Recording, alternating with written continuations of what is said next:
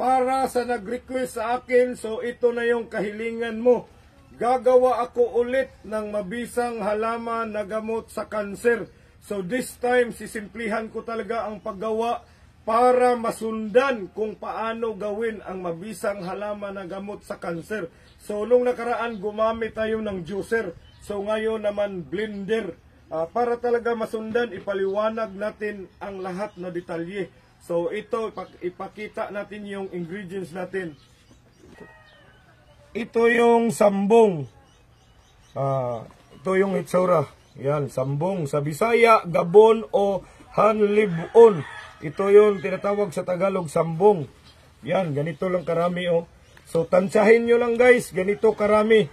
So hindi ko na tinimbang to. Malalaman naman natin sa tansya lang yan. Tapos malunggay, 7 dahon. 1, 2, 3, 4, 5, 6, 7 na dahon. Tapos ito yung hitsura ng turmeric. Yan. Yan ha. Luyang dilaw sa Tagalog, kung sa English ay turmeric. Tapos kalamansi. So ito lang yung mga ingredients natin no. Pero bago ang lahat guys, ipapakita ko sa inyo yung hitsura ng anak ko dati nung may sakit pa siya, para makita nyo talaga kung gaano ka-epektibo ang mga halaman na gamot na kaloob ng Diyos sa atin. So ito yung anak ko, tingnan natin. So yan yung hitsura ng anak ko dati nung may sakit pa siya na kanser. So ang ginamot ko talaga dyan, malunggay, sambong, turmeric at saka kalamansi. So tingnan nyo no, dito muntik na siyang bumigay. So yan, pinapakita ko sa inyo guys para makita nyo kung gaano ka-effective. Simple lang talaga o, ganito lang gawin natin sa malunggay. No? Kukunin lang natin, alisin natin yung mga tangkay. Yan, kukunin natin.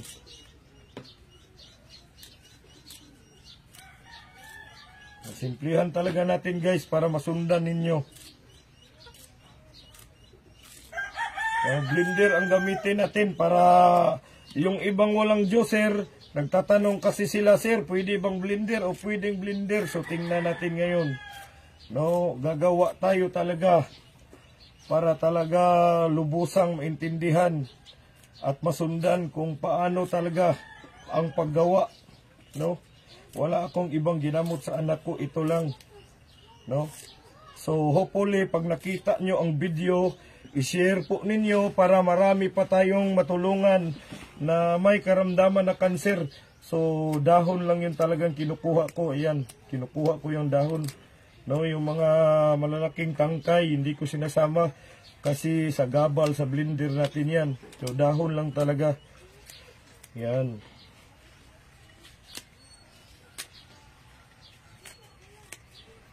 No. Ganituhin lang natin, wag na nating hiwain kasi malambot naman. No, yan. Tapos ang turmeric naman, ganito yung gawin natin sa turmeric. Hindi na natin babalatan.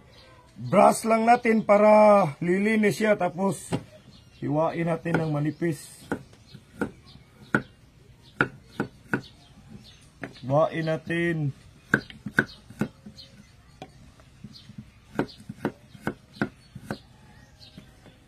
Maraming nagtatanong, hindi nila alam yung turmeric. Ang turmeric, isa sa Tagalog ay luyang dilaw. Yan po ang hitsura.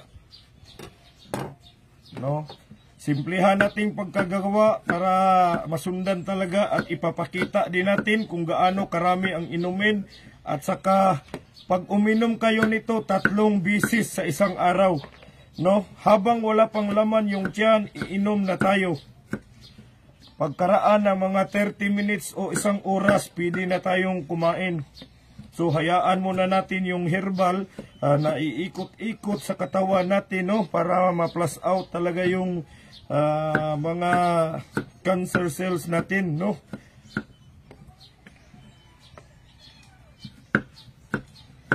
So ayan, durog na. Hiwain lang natin dito yung kalamansi kasi pipigain lang natin yan sa blender. So, ito tapos na yung ingredients natin. So, ang gawin natin, ipapasok natin sa blender. Ganito. Unahin natin yung malunggay. Yan. Pagkatapos, lagyan natin ng sambong. Yan. Pwede nyung pagsabayin, lalo na kung malaki yung blender nyo, kasya, pwede nyong pagsabayin.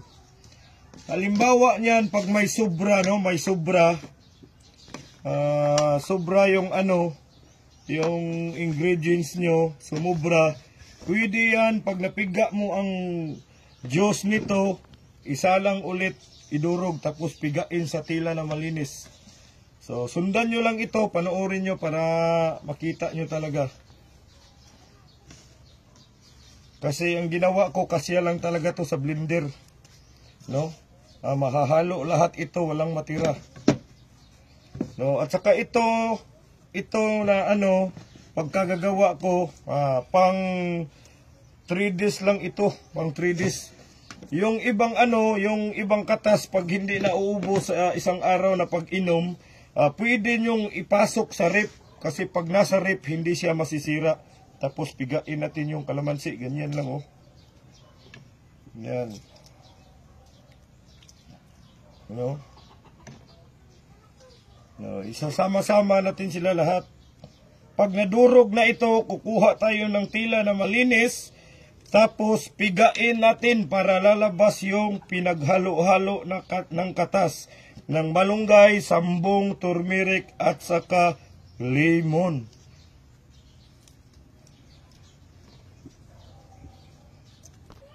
Para hindi mahirapan, no, pwede natin lagyan ng tubig kunti, no? Pwede lagyan ng tubig. Nung dati hindi ko nilagyan ng tubig, pero pwede lagyan ng tubig para hindi mahirapan sa pag-blender. So yan. So, siyempre, blender na natin. So, ito, nasa blender na. So, durugin natin hanggang mapino sila lahat.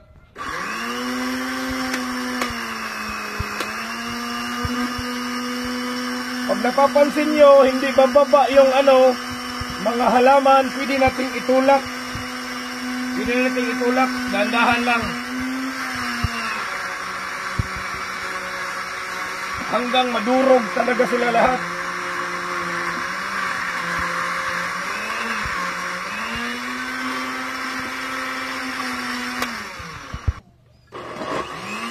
Ayan, durog na siya, guys. Ayan, kikita nyo, durog na, oh.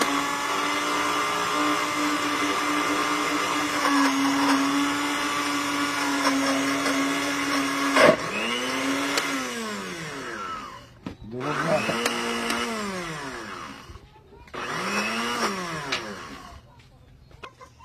Sige.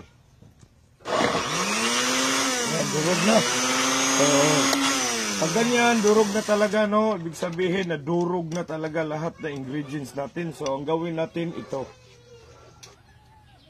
So, ito, durog na. Durog na yung ginawa natin. So, ang gawin natin, kukuha tayo ng malinis na tela. Tapos, ganito yung gawin natin. So, yan. So, durog na yung mga ingredients natin. Kukunin natin yan. Pasok natin sa malinis na tela. So, ito yung ginamot ko sa anak kong may sakit na kanser. So, ang gusto ko lang talaga, ibahagi ko sa iba para malaman nila na ang halaman na to ay mabisa palang panggamot sa sakit na kanser. No, hindi lamang kanser, guys. Kung mataas yung sugar mo, kayang-kaya nito. No, sa lahat ng karamdaman, pwede itong inumin. Yan, so tapos na. So simple lang, guys, simplihan talaga natin paggawa para masundan. Pag nasa tela, pigain natin. Pigain natin hanggang maubos yung katas na nasa loob ng tela.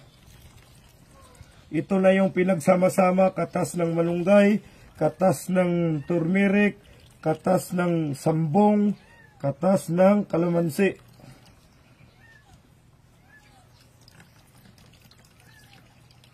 So, ayan. Siyempre, tapos na. Nakuha na natin yung lahat na katas. So, itong gawin natin.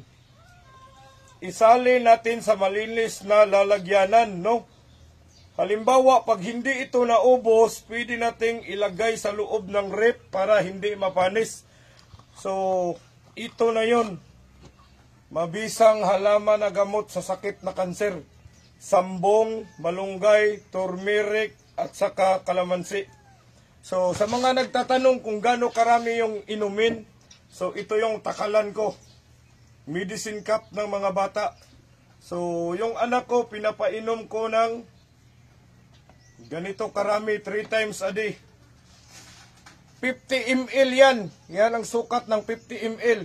Ganito karami yung pinapainom ko sa anak ko 3 times a day. Habang wala pang kain, pinapainom ko na, wala pang laman ang tiyan, no? Pinapainom ko na nito. Tapos, pagkaraan ng 30 minutes or 1 oras, bago ko pa siya pakainin, no? So, hayaan ko muna yung herbal na mag-circulate sa loob ng katawan niya bago ko siya papakainin. Tapos, yung mga pagkain niya ay, siyempre, nag-iingat tayo, hindi tayo pwedeng magpakain sa mga pagkain na bawal. So, sundan nyo talaga guys, kasi yun ang ginagawa ko.